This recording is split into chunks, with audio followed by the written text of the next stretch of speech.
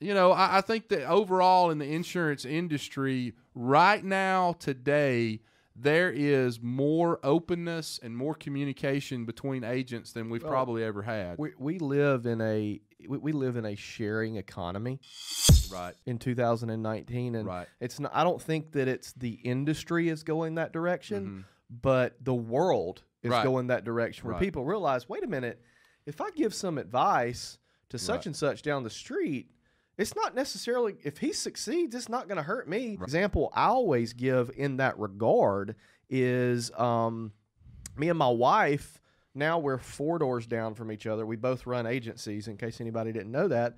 Now we're 4 doors down from each other. We work 2 doors down from each other. Right. And we have every now and then we Run compete across each over other. the same. Well, we compete over the same client.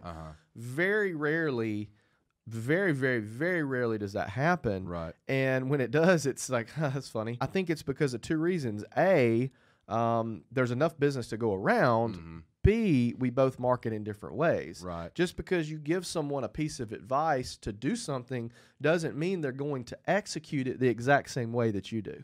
Well, what's funny about Bradley bringing that up is there was a book that a lot of commercial agents have read. And it's a great book, but it was entitled The Wedge. In that book, and I can't remember if it's in the foreword or if it's in the back of the book or if I just heard this from the guy that wrote it, but he said, you know, I wrote that book and I gave away all of my secrets, all the things that I do.